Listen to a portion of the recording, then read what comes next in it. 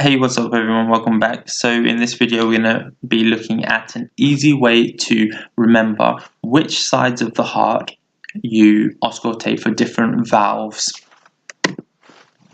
So there are four main points of auscultation.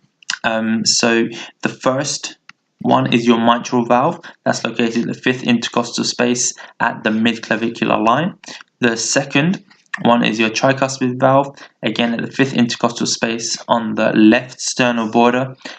Third is your aortic valve, and that's located second intercostal space on the right side. And fourthly is your pulmonary valve, located second intercostal space on the left side. I always had a trouble of understanding of remembering which one was which side. It really annoyed me, but hopefully this little trick will help you understand and remember. So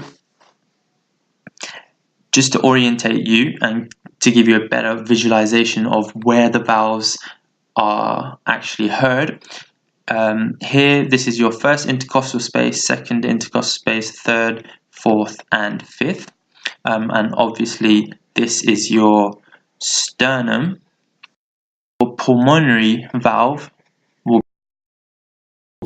be intercostal space on the left side, this is the right side, and your aortic valve will be heard on the right at the second intercostal space. Your tricuspid will be heard here on the left sternal border in the fifth intercostal space, and then your mitral valve will be heard here at the fifth intercostal space at the mid-clavicular line. So this is the mid-clavicular line because it is in the middle of your clavicle. So the idea is that let's think of an easy way to remember which sides are the valves heard on.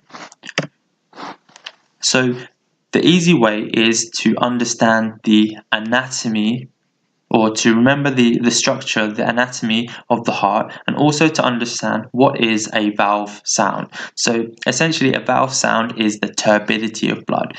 Basically, if this is a valve, when the valve closes during either diastole or systole, the blood that's behind the valve, okay, will shoot back in the opposite direction. And when it shoots back in the opposite direction and hits a wall, for example, that's what creates the sound that you're going to be hearing.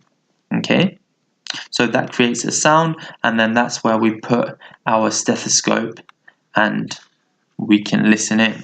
So when we use this concept, we can look at each valve. So let's look at the mitral valve first. So during systole, the ventricles will contract. So the left ventricle here is going to contract, and then these valves close, the blood will shoot in the opposite direction, and it's going to hit the left ventricular wall at the apex, at this position right here, and it's going to create a sound. So it's at the apex of the heart that we're going to hear the mitral valve sound. That's where we're going to auscultate.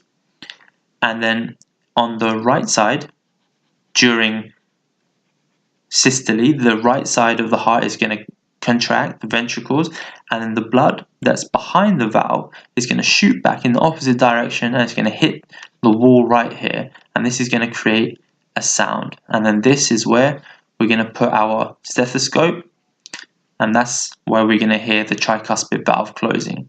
Okay. Now onto the difficult ones, or the supposedly difficult ones. Here's your pulmonary valve. So your pulmonary valve is here. So your pulmonary valve and your aortic valve, they close during diastole, whereas your mitral valve and tricuspid valve, they close during systole. So during diastole, your pulmonary valve is going to close, and then the blood that's behind it is going to shoot up in this direction towards the left side, because look, your valves, the vessels, your pulmonary vessels, are pointing in that direction. Remember we said it will go in the opposite direction to the valve. Okay, so the blood is going to shoot in the opposite direction, and it's going to hit and radiate and vibrate the structures in this direction. So that's why you put your stethoscope on the left side of the second intercostal space. Okay, the left-sided intercostal spaces. Whereas your aortic valves are located in this direction like this.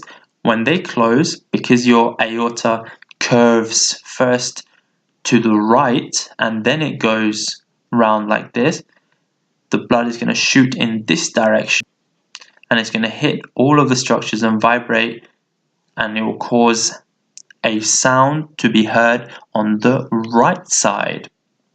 Okay, so I hope that makes sense.